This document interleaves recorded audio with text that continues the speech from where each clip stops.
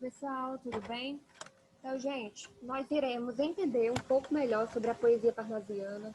Por que a poesia parnasiana, ela é quase considerada uma religião, certo? Nós iremos entender. É tanto que eu coloquei já essa imagem, justamente para lembrar aí religião, né? Então, vamos ver qual é essa relação, né? O que tem a ver a religião e a poesia parnasiana, certo? O que quer dizer profissão de fé no fazer poético? Então vamos lá.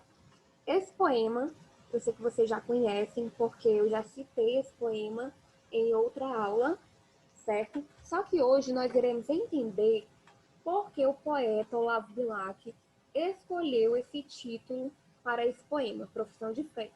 E o que significa profissão de fé, certo? Mas antes de entendermos o que significa, eu vou fazer a leitura desse trecho do poema, certo? E após a leitura, eu vou começar as explicações, tudo bem? Diz assim: invejo ourives quando escrevo, imito o amor com que ele, em ouro, o alto relevo faz de uma flor. Então veja só, o ourives é um artesão, tá? Ele é um artesão que se utiliza de pedras preciosas, molda essas pedras, aprimora essas pedras até se tornarem uma joia rara, ok? E o poeta diz que inveja o ourives no momento que ele escreve, tá? Porque ele quer imitar a maneira como o ourives lida com as pedras preciosas. O poeta quer lidar assim com seus versos, com seus estrofes, certo? De maneira minuciosa, de maneira mais, como eu posso falar, de uma maneira mais precisa, certo? Assim como o ourives trata as suas joias, né? Então ele diz assim: imito, e pois nem de Carrara a pedra firo, o alvo cristal, a pedra rara, o ônix prefiro. Por isso corre por servir-me sobre o papel, a pena como em prata firme corre o cinzel. Então aqui o poeta ele já fala os instrumentos que ele utiliza como escritor, né? Ele utiliza o que? O papel, a pena, né? Então, porque antes, né, antigamente, se utilizava a pena para escrever, né? Molhava a pena num tinteiro, né? E escrevia-se com essa pena. Corre, desenha, enfeita a imagem, a ideia veste, cinge-lhe ao corpo a ampla roupagem azul celeste. Torce, aprimora, alteia, lima a frase e, enfim, no verso de ouro engaça a rima como um rubi. Então, veja só.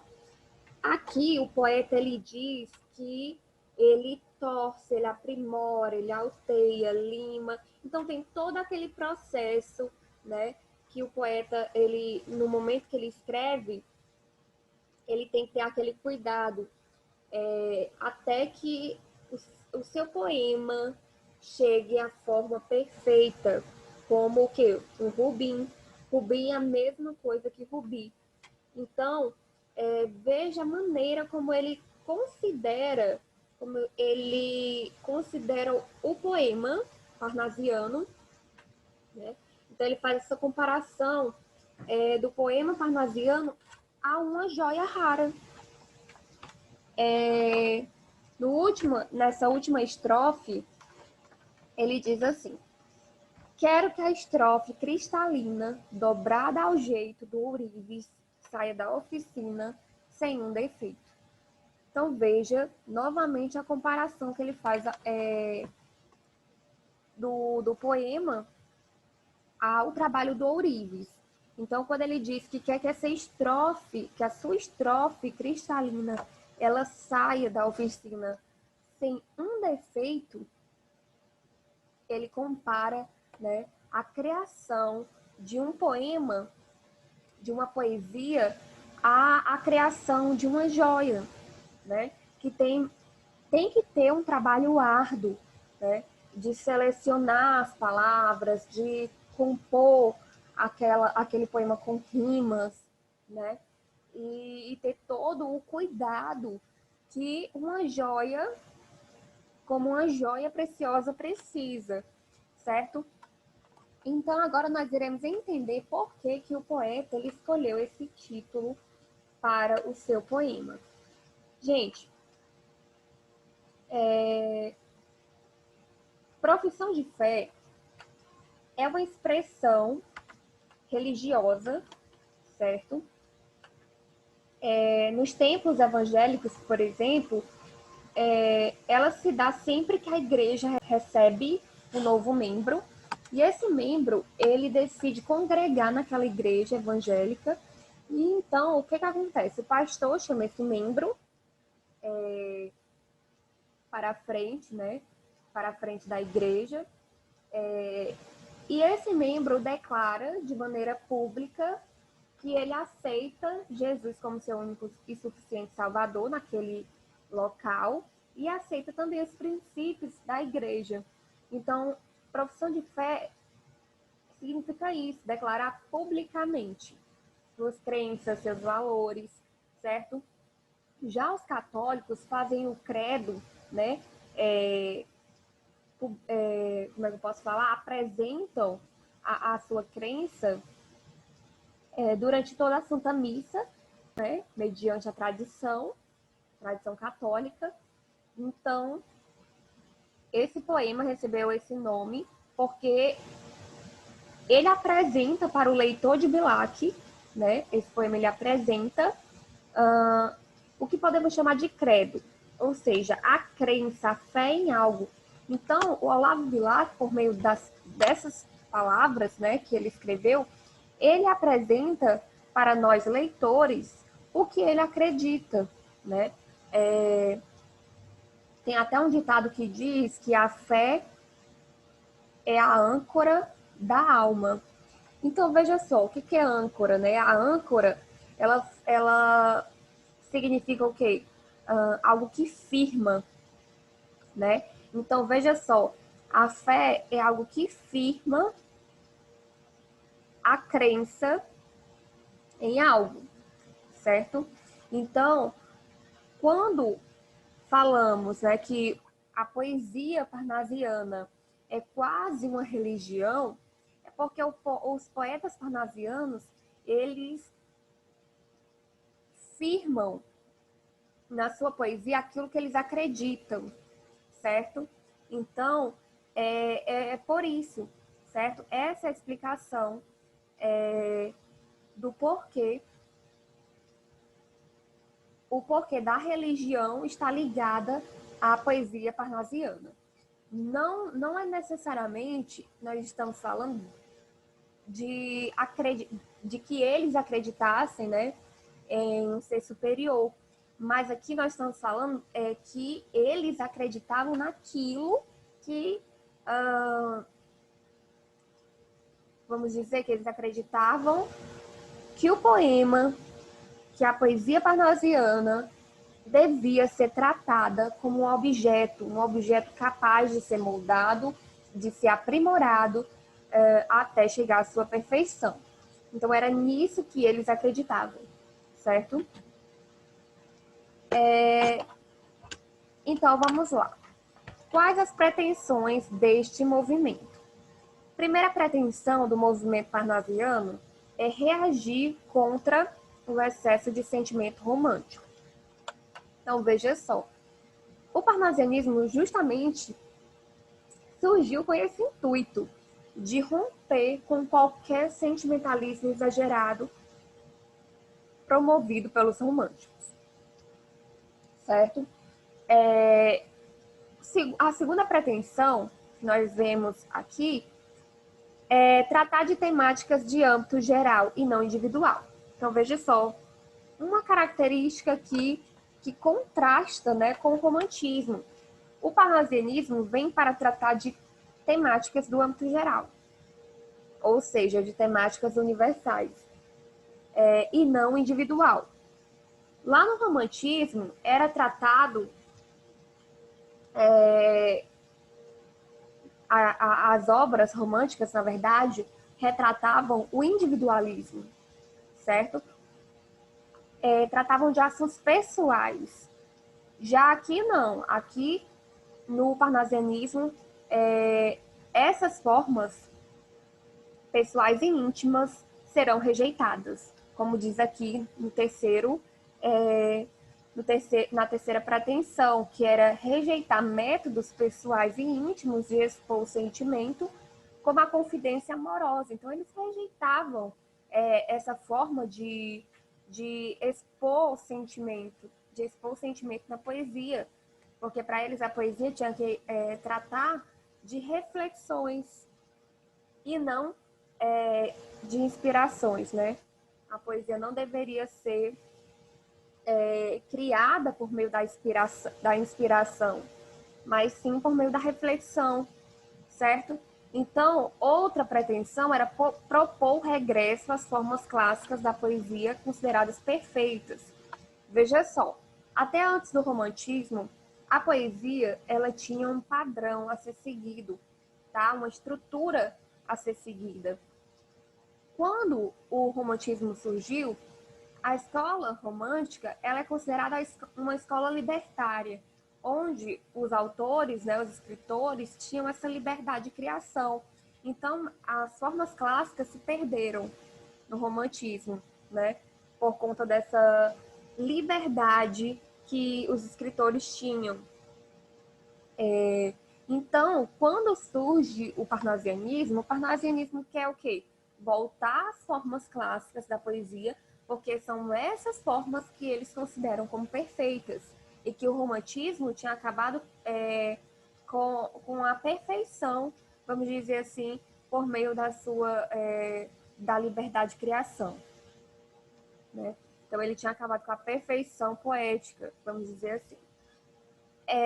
A outra pretensão aqui, nós podemos dizer que era retornar à antiguidade. Na verdade, a antiguidade clássica foi uma característica comum aos parnasianos, valorizando as formas fixas, as rimas em vulgares. Então, os parnasianos consideravam como prioridade as formas fixas do poema, certo? Por exemplo, o soneto, os versos alexandrinos, né?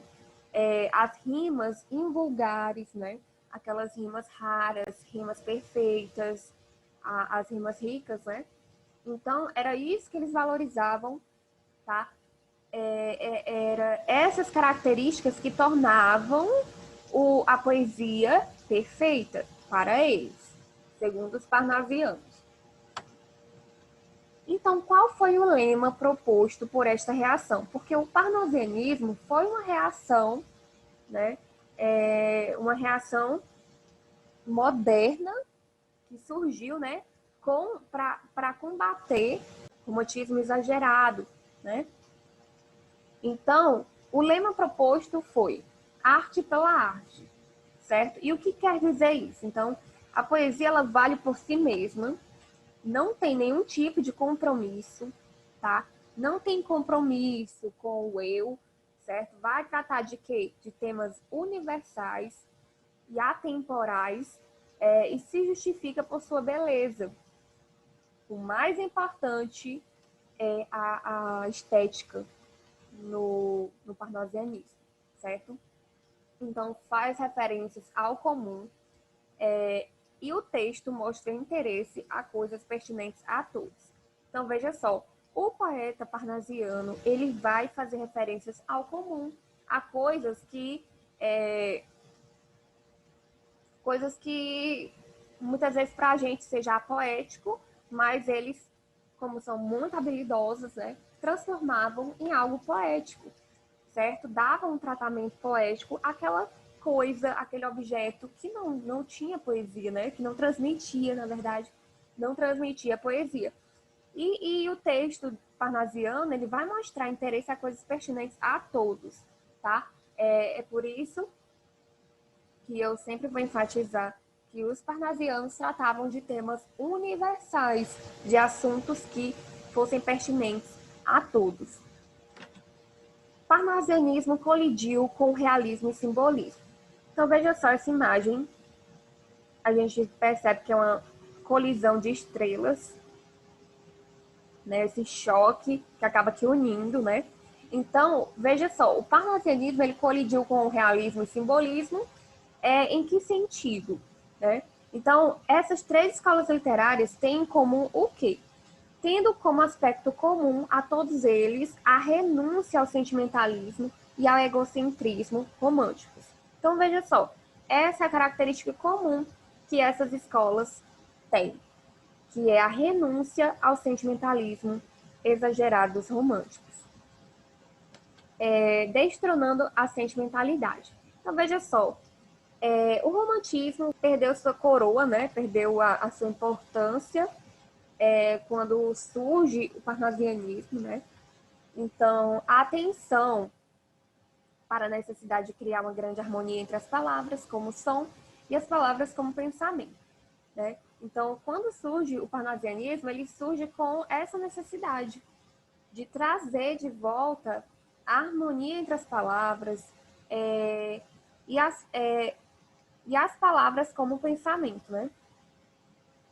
Então, no Brasil, o parnasianismo, pessoal, teve maior repercussão do que em Portugal e teve um nascimento mais faseado. Desacreditou-se o romantismo, pois apesar do grande entusiasmo que a poesia romântica ganhara junto do público leitor, veja só, é importante a gente frisar isso aqui, porque o romantismo ele teve sim sua importância.